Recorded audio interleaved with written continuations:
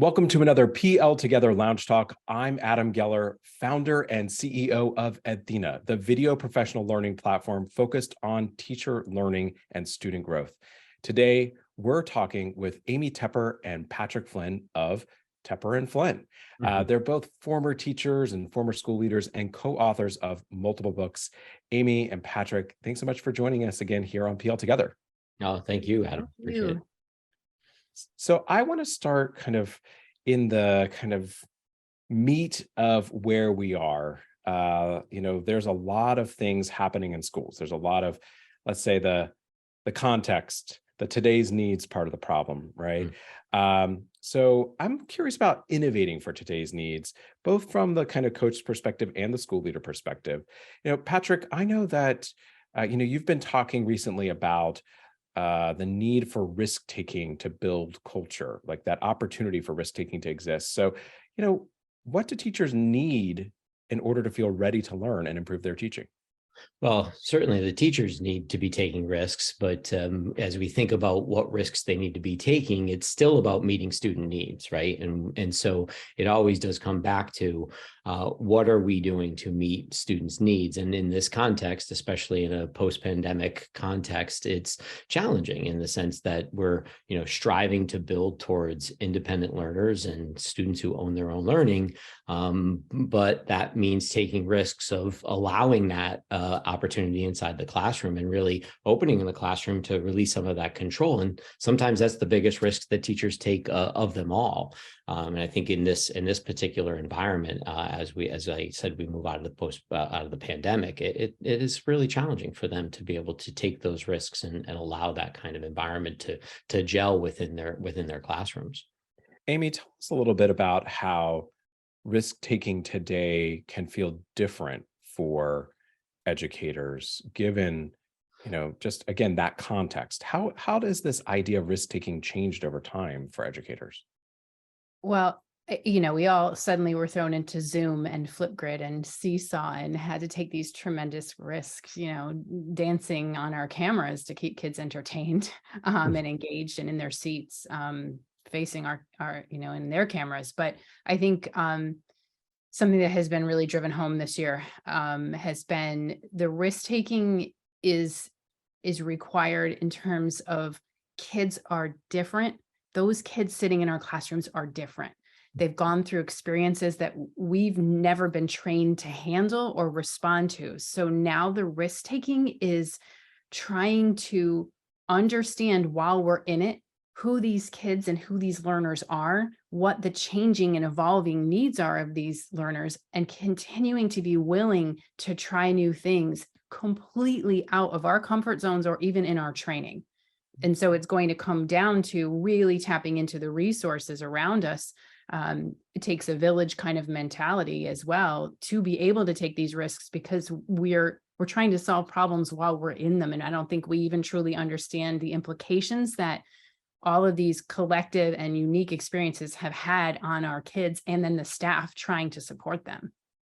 I almost hear you kind of having us focus on the part of the things that have changed that we can, for lack of a better word, accept, right? So accept the parts that we can know are different, maybe acknowledge them as different in the case of these are different students with different sets of experiences than we might know from 4 or 5 years ago. But then kind of get back to that work of adjusting based on what we see around us and continuing to innovate for this particular moment. And I think it's about finding the right entry point, especially for those teachers to be able to initiate the professional learning and the support that's going to bring them down a path towards achieving towards that student growth. So let's zoom out one layer from the teacher and student portion of this and think about that school context that they're part of, and the school leaders or the coaches or the Tepper and Flynn's coming in to kind of take a look at what's happening in classrooms, but really are there to create a supportive environment for the teachers to do the professional learning. In the context of this question of the risk-taking and that piece of it, how should that kind of school leader or coach be changing or personalizing how they talk about how they're going to support a teacher?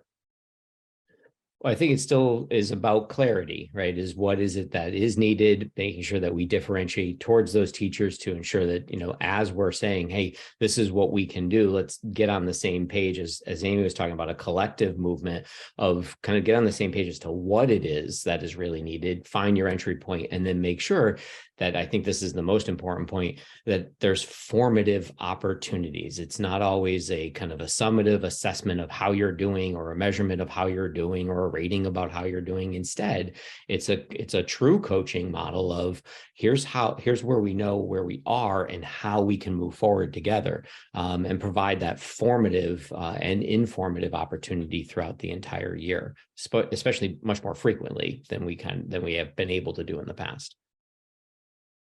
I think too, Patrick and I have evolved so much over the last few years when you talk about supporting a school to be able to support their staff and really helping them make some connections between well-being and feedback and efficacy, and recognizing how actions that we take as leaders can support adults in different ways. It's not just about a professional growth goal or the evaluation. It's about how can just making contact with them and helping them feel better about something happening in their classroom, or just basic empathy.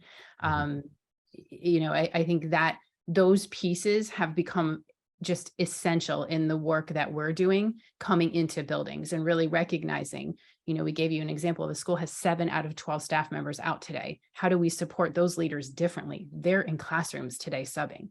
Mm-hmm. I hear echoes here of the kind of conversations that folks are having related to social emotional learning, and that kind of dynamic between the student, the teacher, and the context of the classroom. The echoes in that you're reminding us that the school leader or the coach, the person in the role to support the teachers, needs to remember that social emotional part for the teachers in this whole process.